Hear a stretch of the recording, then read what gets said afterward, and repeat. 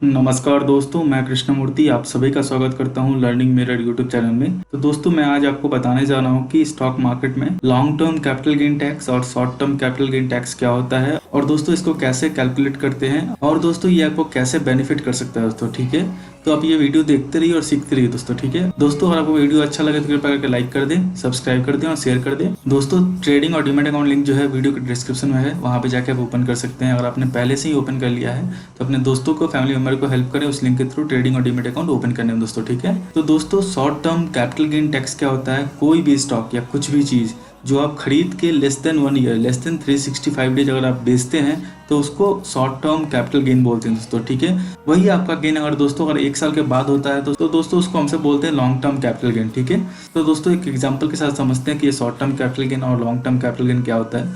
दोस्तों ये देखें, ये आपका HDFC बैंक का शेयर प्राइस है, वो 914 चल रहा है अभी। ठीक है, आपने क्या किया था, आपने 26 यहाँ पे देखें दोस्तों, डेट दिख रहा हो आपको, 26 Feb 2016 को आपने मान लो 1 लाख का आपने ये स्टॉक बाई किया एट 480 लेवल दोस्तों। ठीक है, 480 पे आपने 26 Feb को 2016 को 1 लाख का जो स्टॉक है HDFC बैंक का आपने बाई किया। ठीक है, हुआ क्या, विद इन 7 मंथ दोस्तों आपका जो गेन है वो 35% हो गया। मतलब आपने 1 लाख इन्वेस्ट किया था, आपका उसका जो गेन हो गया वो 35,000 हो गया दोस्तों। ठीक है, क्योंकि इस 7 मंथ में जो HDFC का प्राइस है वो 480 से दोस्तों 648 चला गया दोस्तों। ठीक है, तो इसमें आपको 35% गेन हो रहा था। ठीक है, ये देख लें, ये देखें दोस्तों 35% आपको गेन हो रहा है। ठीक है, तो आपने क्या किया, अपने मन बनाया कि ठीक है ये 35% गेन जो है मैं बुक करता हूँ, मुझे और वेट नहीं करना क्योंकि मार्केट आगे फॉल कर सकता है दोस्तों। ठीक है, आपको लगा, आपने प्रॉफिट बुक कर लिया दोस्तों। ठीक है, आपने जो 1 लाख का इन्वेस्टमेंट किया था उसमें आपने 1,35,000 पे एग्जिट कर दिया दोस्तों। ठीक है, तो दोस्तों आपका जो गेन हुआ है वो HDFC बैंक से 35,000 का हुआ है। ठीक है दोस्तों,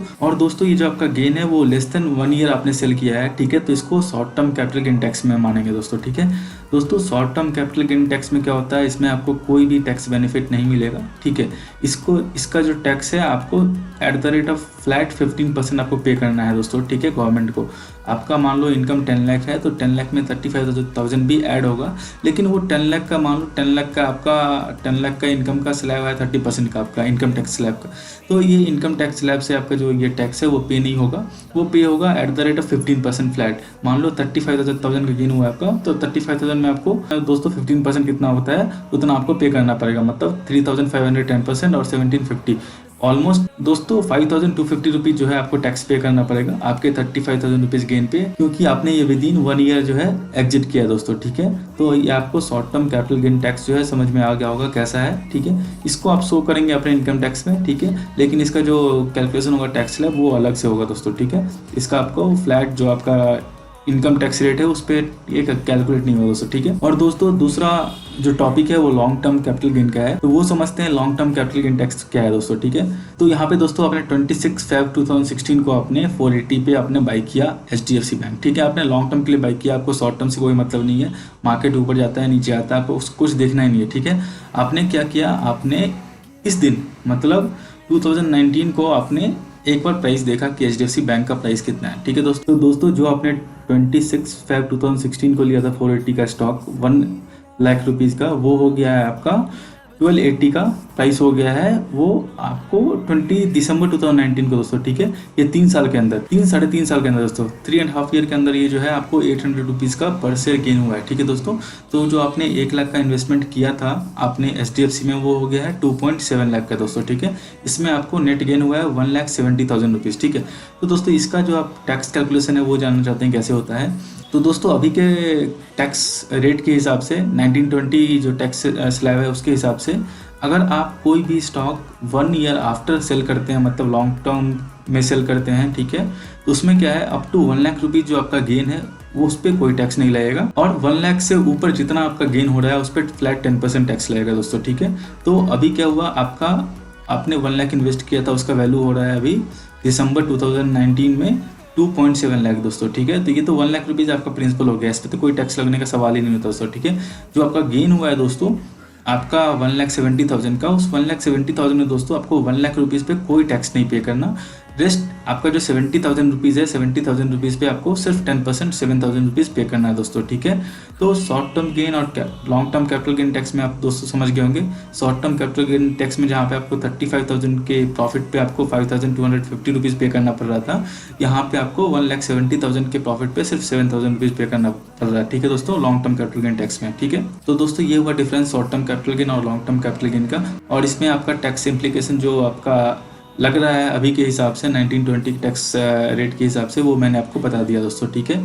आगे इन फ्यूचर चेंज होता है दोस्तों, तो आप इसी तरह से कैलकुलेट कर लेंगे अपने लॉन्ग टर्म या short term capital gain tax को दोस्तों, ठीक है। और दोस्तों मैं इसमें एक चीज़ और बताता हूँ, जो भी आप लॉस करते हैं, लॉस मतलब दोस्तों जो आपका लॉस दिख नहीं रहा, जो आपने लॉस बुक किया, मान लो आपने क्या हुआ, यहाँ पे मैं दिखा रहा हूँ आपको दोस्तों, यहाँ पे देखें आपने एचडीएफसी बैंक जो है 1280 पे आपने बाई किया इसी साल, और उसको आपने सेल कर दिया 780 पे मान लो, ठीक है। तो 500 का लॉस हुआ एक शेयर पे।